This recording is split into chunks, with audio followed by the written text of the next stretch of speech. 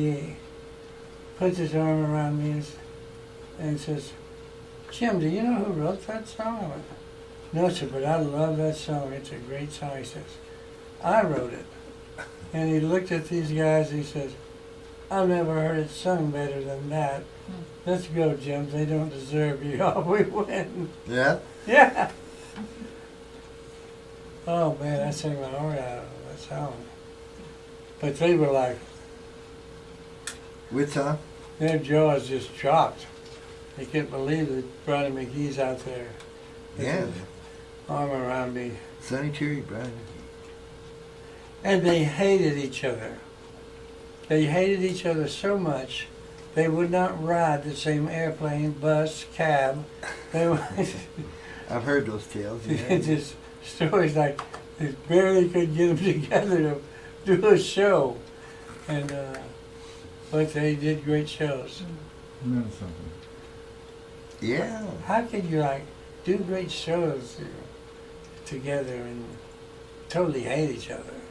So I'm guessing it's some kind of romantic thing. Love and hate, Yeah, fine what, line. Yeah, what makes else for do- fine music. Yeah. She wrote a lot of blues tunes. Oh my God. I don't know if I ever saw those guys. They were good. I was out in California for a little while. They played around out there in the Bay Area. And, yeah. The Great American Music Hall was really a cool place. Where's that? In San Francisco. The Great American Music Hall is the name of it. And what would you call the way it was? Was it gold-leafed or it looked like it or something? Anyway, it looked like it had been built a long time ago. Gilded? Oh, no kidding. Gilded, yeah. And then there was the boarding house. And so Goodman is on stage just ripping it. And I had hair almost as long as hers. And I'm just going nuts. It's so much fun. And I leaned back too far and caught my hair on fire. No kidding. Yeah, I just, boom. Yeah, that was Hey. And all of a sudden, everybody within 10 New feet haircut. seemed to have a bucket of water. And they soaked Smells me. like burning hair. So Goodman said, oh, don't be bothered about that. That's my friend Jim Post. He'll do anything for attention. Oh, my God. Oh my, Mercy. oh my God. for a standing ovation and a bucket of water. I had a lot of fun with Goodman. He was just a little twerp. About Steve 5 Goodman. feet tall, maybe 5'1". But boy, I'm telling He you, was full of it, wasn't he? he ripped it. I've seen a bunch of reviews of him by like people like the guy who wrote City of New Orleans. Yeah. Said when you first meet him, you can't believe it. Is he going to talk to you or explode in your face? Oh, no kidding. He was just so excited about meeting different people. Yeah. Well, he drugged, who was it, Christopherson over to see Prine the night that they met, you know. And, Then he took Prime the next day to New York City. And that was that. That was, Rich little Jewish boy. So how did you two end up, now I got to, if you don't mind, I love the story anyway, so if you wouldn't mind repeating it for me, but as well as, how did you guys end up at that party that night? What was going on before that you guys ended up at the party that night? The snowflake party. The snowflake party. Well, I don't even know. We probably didn't even know it was called a snowflake party. Well, no, you didn't, obviously you didn't until you got there. I probably just wandered in. I wonder if that's where I danced with Janet and she slapped me. Well, because as I remember, you two got in the cab and the cab driver was a little leery of taking you guys to the place in the first place. Yeah, it's something about like, but I can't remember it. I can't. Oh, It'll pop up. I just love that story because, but I was just wondering if you guys had played the show the night before or you were played that night, or you just happened to be in the same club and decided to go What do you to, mean me, we? You and Steve Goodman. Oh, Jerome's talking about the time you and Steve Goodman went into that blues club. Oh, the blues Oh, club. was it a Right. blues club? I thought it was an after party. I'm No, it was sorry. a No, blues it's a club. blues Oh, club. I'm sorry. I thought it was an after party. No, Goodman calls me. I've been working on Harvard Square, and he's working with Steve. No, he's working with Tom Rush over in Harvard. He says, "Post, it's Goodman. I'm in town. There was enough smoke from. What do you want?" He Sorry, says, yeah. he says, "I want you to go to a party with me tonight after you get off work." I went, "Steve, I have something pretty hot going on here. I don't care. It's not this good. I mean, you know." He told me jump. I just asked him why, because it didn't do any good.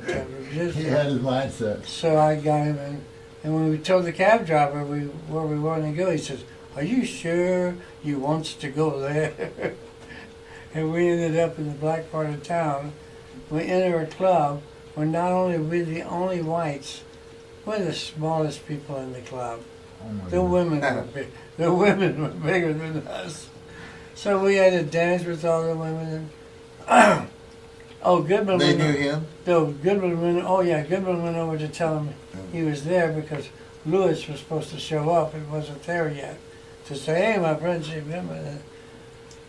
So they said, "Well, why don't you come on up and play?" So he got up and started playing, and he looked at me and said, "If I was you, I'd get up here too." And I thought, That was you. good idea. So I got up, so I sang, I'll never forget it. We're two little snowflakes, lost in a sea of Indian ink. That place exploded like you just said the funniest thing in the world. I mean, people laughed. We had to dance with the women. We had to drink with the men. And when we called the same cab driver, I said, "Could you help me? Goodman isn't doing real good here." So we carried him to the cab, and we carried him to my hotel because I didn't know where he was, and he didn't drink, and he was so drunk it was unreal. And so I put him to bed, and he just stunk wretched like a barroom. So I stripped him buck naked and put him in the bed. So the next morning I'm like waking up to like, God, I'm naked. I'm buck naked. Post. So, wake up on the I said, "What?" He says, "I'm buck naked." I said, "Well, do you hurt anywhere?" And he said, "No." And I said, "Well, then go back to sleep."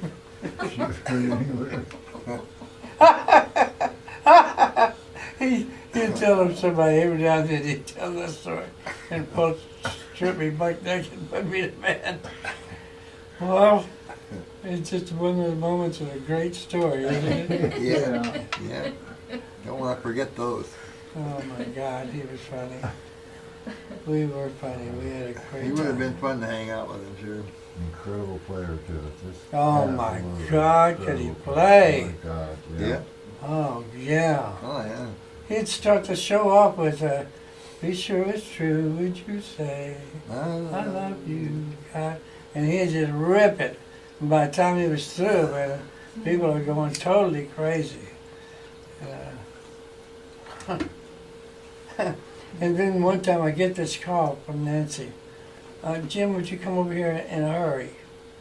So I go over in a hurry, and there's Goodman in his backyard with 3 little naked girls running around. It's just girls, and he thinks it's all right that they're running around the yard. She said, "You see what you have to do?" I said, "Yeah, you get the girls." So she got the girls, and I went over, and it was right where Evanston and Chicago meet.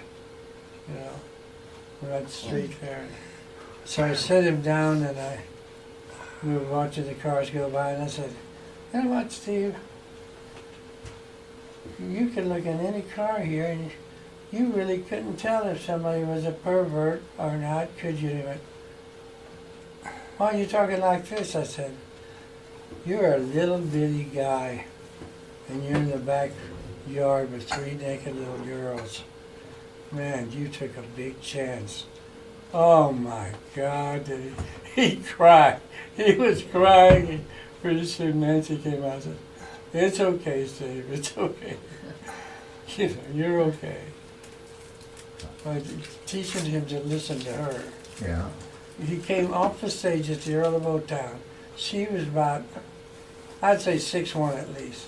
Bonus ticket. And he was like 5'1" at most. And he comes off the stage and turns and walks and plants his face right between her breasts. And he stepped back and said to her, "Would you like to learn to dance, lady?" I could teach you that. Then he wrote the song. Oh, God. Oh, What that's What is song, what song came out of that? The song, "How Would You Like to Learn to Dance?" Oh, okay. I will teach you that. I can't remember that. Oh, my I love it. God, Oh, it's my- funny. my goodness And gracious. so, it was, you know, it was an honor to have known him, and especially to have been there with him.